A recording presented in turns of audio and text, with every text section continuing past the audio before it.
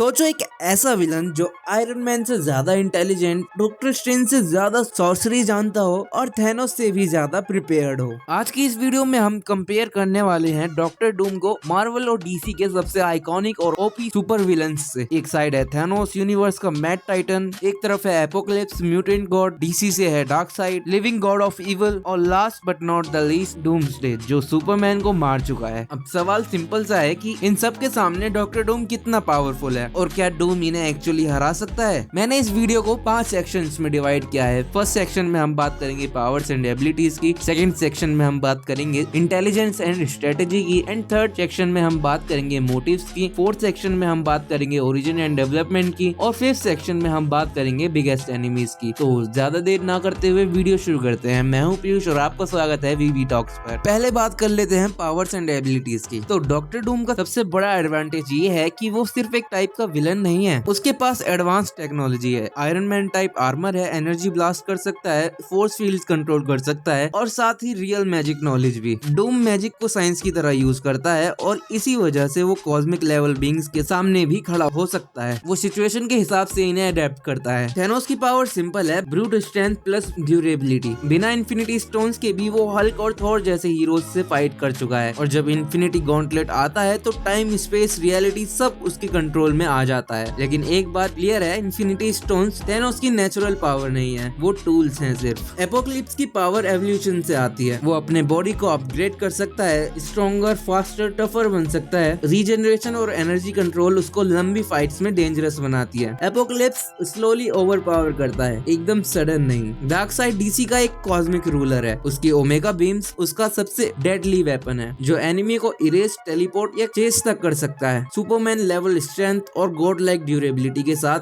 Dark side पूरे universe के लिए थ्रेट है। डूम्सडे का कंसेप्ट सिंपल है। अब इसे एवेंजर्स डूम्सडे से कंफ्यूज मत करना यार। ये डूम्सडे वही विलन है जो हमें बैटमैन वर्सेस सुपरमैन मूवी में देखने को मिला था। इसका सिर्फ सिंपल सा रूल है, या तो मार दो या मर जाओ। इसके पास कोई दिमाग नहीं होता है जहाँ तक मुझे लगता है। तो जो चीज उसे मार देती है नेक्स्ट टाइम उसका इफेक्ट नहीं होता। इसी वजह से वो सुपरमैन को मार पाया। नो स्किल्स, नो मैजिक, सिर्फ प्योर डिस्ट्रक्शन। बात करते हैं इंटेलिजेंस और स्ट्रेटेजी की। यहीं से डॉक्टर डूम गेम चेंज करता है। डूम मार्वल का सबसे इंटेलिजेंट विलन्स में से एक है। वो फाइट्स जीतने से पहले प्लानिंग जीत लेता है, जैसा कि हम बैटमैन के साथ भी देखते हैं। फ्यूचर पॉसिबिलिटीज तक कैलकुलेट करता है और हमेशा बैकअप प्लान रखता है। यार ये तो बिल्कुल बैटमैन वाली वाइब्स दे रहा है। खैर, थैनोस स्मार्ट है लेकिन इमोशनल भी। उसका ऑब्सेशन बैलेंस के साथ कभी कभी उससे गलती करवा देता है। स्ट्रेटेजी स्ट्रॉन्ग है पर ईगो उसका वीक पॉइंट है। एपोकलिप्स ज्यादा स्ट्रेटेजी यूज नहीं करता। वो मानता है कि जो स्ट्रॉन्ग है वही रूल करेगा। इसी कॉन्फिडेंस की वजह से कभी कभी अंडर एस्टिमेट कर देता है एनिमीज को। डार्कसाइड लॉन्ग टर्म प्लानर है। वॉर्स, इन्वेजन्स, मैनिपुलेशन सब पेशेंटली करता है। लेकिन डार्कसाइड का ओवर कॉन्फिडेंस भी कई बार प्रॉब्लम बन जाता है। डूम्सडे के पास कोई स्ट्रेटेजी नहीं होती, वो रिएक्ट करता है, प्लान नहीं। बात करते हैं इन सब के मोटिव्स की। डूम दुनिया को रूल करना चाहता है, लेकिन उसके हिसाब से वो दुनिया को बेटर बना रहा होता है। उसको लगता है सिर्फ वही सही रूलर हो सकता है, और शायद यही आइडियोलॉजी हमें डॉक्टर डूम की एवेंजर्स डूम्सडे में देखने को मिले। May be, let's see. Thanos universe में बैलेंस लाना चाहता है। उसका तरीका गलत है पर मोटिव फिलोसफिकल है। एपोकलिप्स इवोल्यूशन में बिलीव करता है। वीक सरवाइव नहीं करने चाहिए, बस इतनी सी सोच है उसकी। डार्कसाइड सिर्फ कंट्रोल चाहता है, फ्री विल उसके लिए वीकनेस है। डूम्सडे का कोई मोटिव नहीं होता, वो सिर्फ डिस्ट्रॉय करता है, जस्ट लाइक हल्क। बात करें ओरिजिन और डेवलपमेंट की, तो यहाँ पर डॉक्टर डूम एक जीनियस ह्यूमन था जिसका पास्ट ट्रॉमा और फेलियर ने उसे रूटलेस बनाया। थैनोस बचपन से आउटकास्ट रहा जिसने उसकी थिंकिंग को डार्क बनाया। एपोकलिप्स एंशिएंट म्यूटेंट है जो सर्वाइवल के रूल्स पे जीतता है। डार्कसाइड बॉर्न रूलर है, उसका गोल ही डोमिनेशन था। डूम्सडे एक एक्सपेरिमेंट का रिजल्ट है, इसे बस एक वेपन की तरह समझो। अब बात करते हैं इनके बिगेस्ट एनिमीज की।